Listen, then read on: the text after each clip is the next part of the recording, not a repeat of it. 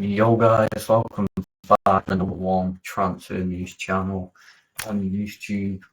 And today it is a video about Barcelona and what is going on, because there's a lot of news around their players, what players are going, what players are staying, and stuff like that. And if there is any incomings to the club. So yesterday, I obviously talked about João Felix and Barcelona want to keep him. And to extend the loan deal though, so that will not be trying to buy him or anything.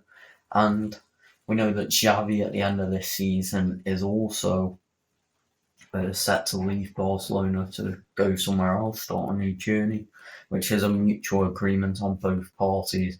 But first up then, we are going to go ahead and talk about Rafinha, who they signed from Leeds United, and he was meant to be kind of the next Neymar kind of thing, but it's never worked out for him at right wing in this season. Limited game time, obviously, he has been injured as well. So, it seems now, from what I know, Barcelona are now happy to sell Rafinha. And to raise some money for the summer transfer window, and Tottenham are a club that are interested in preparing a bid. It seems to be Arsenal as well have had interest in previously. I think Chelsea have as well before, but that probably won't happen on due to Cole Palmer. So yeah, Tottenham and Arsenal are two clubs up there, and depending on how much you want to sell him for, you might attract some interest from Italy as well. So it all depends on the fee that they're going to put. I'd say around 40 to 60 million for Rafinha. So yeah, now next up is we're going to talk about Jules Koundé. So there was a report earlier. So this one actually isn't from me. This is from somebody else. I forgot who it was, but it was some Spain outlet who said that Barcelona will listen to offers for Jules Koundé this summer to ease their financial woes, with central defender unhappy at playing at right back in his relationship with the chief executives of the club, CEOs, deteriorating. And this is true. We know that they've got Christensen, Arjal, Koundé, obviously. They've got a few centre backs, and Koundé tends to be played at right back, which I don't think he likes to play there. Well, he doesn't like to play there. Let's not beat around the bush. He doesn't, and they will listen to offers. Doesn't mean that they're going to sell him. Do I see them selling him? Possibly. Koundé, we know, said that back when he signed for Barcelona that Pep Guardiola and Man City had conversations with and stuff like that. And we know Pep, like what he's done with Guardiola, does like to put centre backs at full backs, which he's done with Stones, Akanji, Ake, Guardiola, and players like that. And Kyle Walker, obviously getting older. He's linked with a move to Bayern Munich last summer. He might make a move this summer which could open it up for Koundé, but like what it says here, Koundé doesn't want to be playing at right back, and I don't think he wants to be playing there anyway. So with that one, it's a bit of a tough one, I'd say, to get Koundé through, and that would probably be the bottom of the barrel to sell. So now next off, we move to Frankie de Jong, and there's been a lot of talk to this, and if you do follow me on Twitter, which is where you get most of the transfer stories, we do have an Instagram, but at the moment there won't be a lot of posts on there, only done deals, because the thing that I do use to post stories on there and stuff is currently broken, so I will have to get that replaced. Yeah.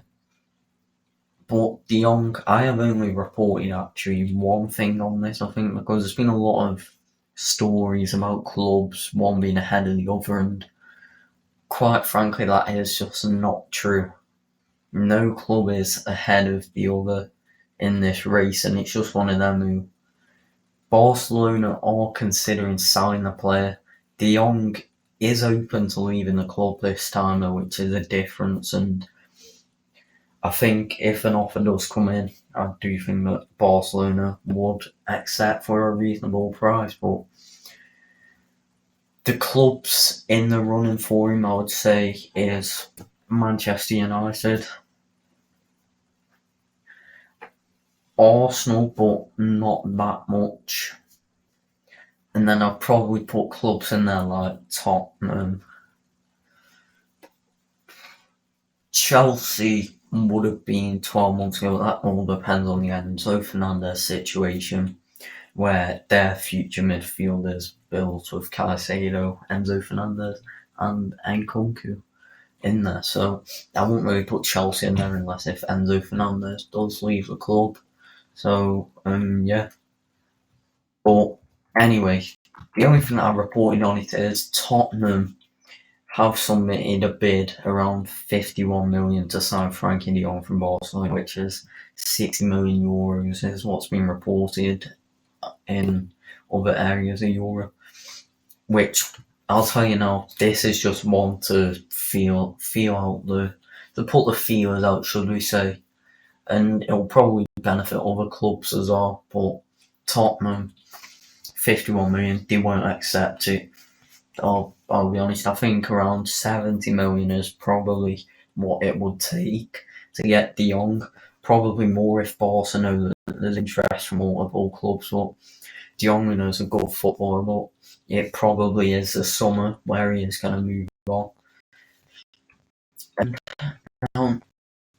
now the other man Barcelona is the captain, Ronald Araujo, who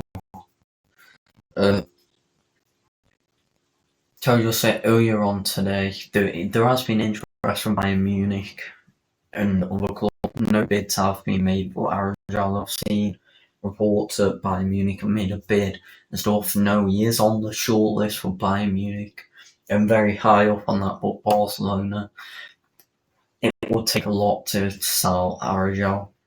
And some good news for Barca is that Araujo's agents arrived in the city of Barcelona today. And the contract renewal is on the discussions, and other offers will be discussed with Barcelona. So it's basically one of them where Barcelona don't want to sell Araujo. A contract renewal will be discussed, and Araujo's agent himself will just basically say if he's committed or if he is open to listening to offers, which for me, I don't think Barcelona will sell Araujo. They have just made him the captain.